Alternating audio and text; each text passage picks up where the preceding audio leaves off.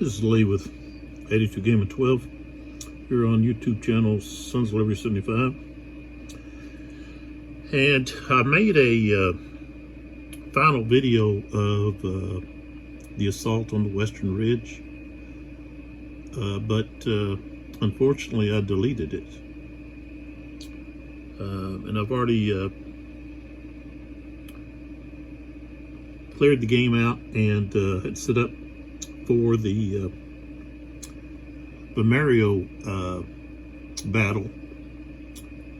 So I just want to briefly tell you guys why I stopped that video series. The reason is because the French had already lost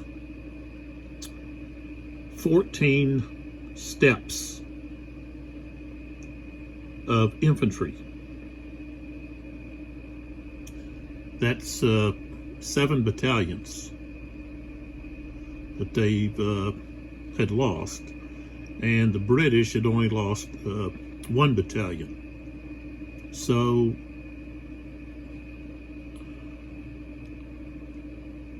there was not that much of a chance that the French were going to be able to eliminate more battalions than they've already lost, and more likely they're going to lose more trying to eliminate enough British steps to get a victory. So I looked at that, and the cause had to do with I stacked several battalions together. You don't want to stack your battalions because in the system you're not getting any kind of advantage that's going to be worth stacking. So the only time it's going to be advantageous is if you happen to get cold steel, and then you're still not getting that much of a advantage in the odds modifier. So when you've got more than 7 steps in a hex, then there's going to be a positive modifier for the for your opponent when they're firing at you. The other thing is, if you have units that are stacked and they fail a morale check, then the whole stack is affected. And if that happens to be broken or routing, then, you know, that whole stack is moving away together. And on that Western Ridge map, there's not a lot of space behind the French.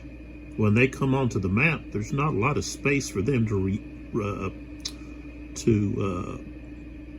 move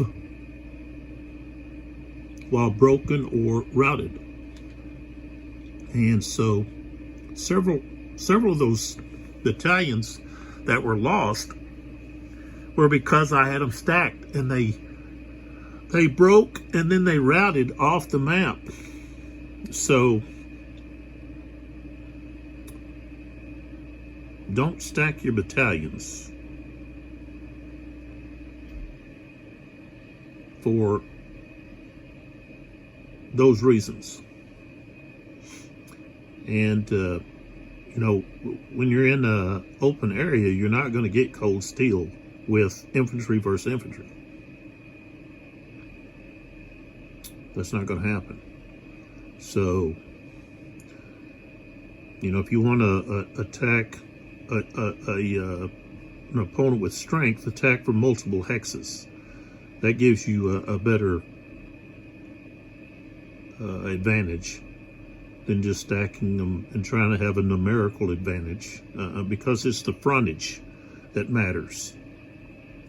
You know, even in a, you know, really in cold steel, only so many of those bayonets are going to be able to try to, you know, persuade the enemy to back away or to be able to do any kind of harm, because you only have so much frontage there. And all the units stacked in the back are not going to do any good. You know, it's not a phalanx.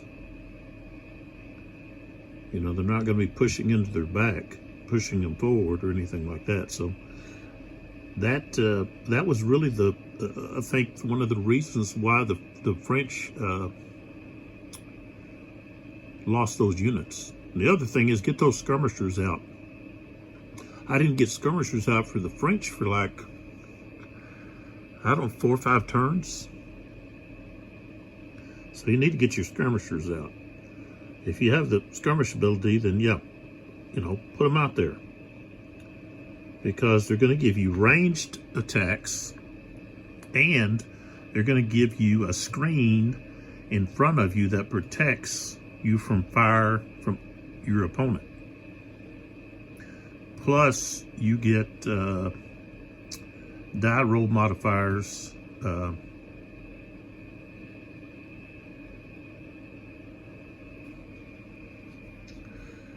in assaults, because you have a skirmisher there out in front of you that they have to work through that skirmisher to get to you and so forth. So there's benefits there that if you don't have the skirmisher out, you know, you're at a disadvantage. So those are pretty key right there. The other thing is, you've got to use the 3 arms of the military together: the infantry, the artillery, and the cavalry. You know, you want to try to use the cavalry to get your opponent's infantry into square, and then you're going to need to use your artillery to blast holes into those squares.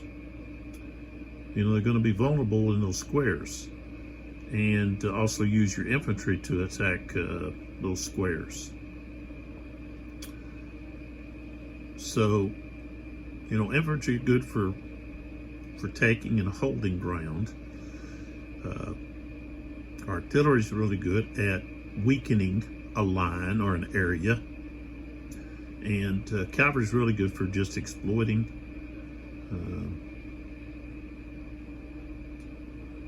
Outflanking, and also setting up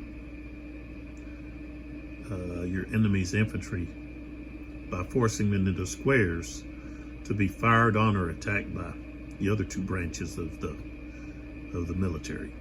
So, you know, you've got 3 branches there of weapon class or weapon type that you need to use together. So, and the other thing is, your skirmishers are part of that too. Throwing out your skirmishers so that before you go in for an assault, you've used your skirmishers to try to weaken an area. You know, whether it be, you know, you're putting them in a certain morale state that when you assault, then they're going to have a much better chance of running away because of their morale state, and they fail their morale roll, and so then they become broken or shaken or rout, and they run away. And so you got to think about all of that and not just throw stuff out. And so in this next game of victory scenario, which will be your plan, which is where we've got the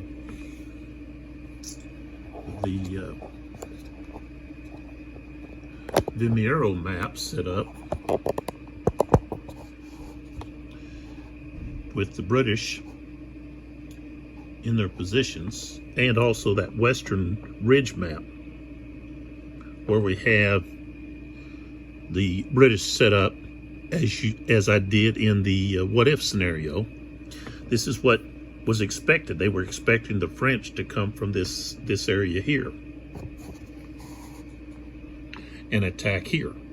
Okay, and what happened was Junot did not want to attack there, so he entered back in this area and he attacked this way, and of course sent some units to try to outflank the British here on the eastern ridge. So that's what I'm going to be doing next with this game. And I'm also, but this will just be shorts. It's not going to be a complete playthrough video. I'll just be doing little mini, less than 3-minute videos over specific areas. Maybe I'll focus on assaults, or maybe I'll focus on a charge or something like that. And maybe talk about how the battle's going, but not have a complete playthrough on this. So if you want to see how something is done for a whole turn, then you can go back and look at the videos over Assault on the Western Ridge. So in the final analysis of my playthrough, the British were victorious. I'm not going to just assign whether it was decisive or so forth. They basically the French would have withdrawn, and so you could say it was decisive. There's just no way that the French are going to be able to inflict enough step losses to get a victory. So that's why I stopped it. But I made the video, and then I was going through my phone and cleaning some things out so that I'd have space, and I deleted the video on mistake. So that's why I'm making this one. All right, so just be checking for the Glory and Empire shorts that I'll be doing, and then I'll also have a playthrough series, okay, that'll be going on over here with the Cataphract. And so let's see, the Battle of the Utus or Untus River. So we've got the Huns here with Attila, and over here we've got the Romans. So this is actually the first scenario in the Cataphract volume, which is volume 8. So be looking for that as well.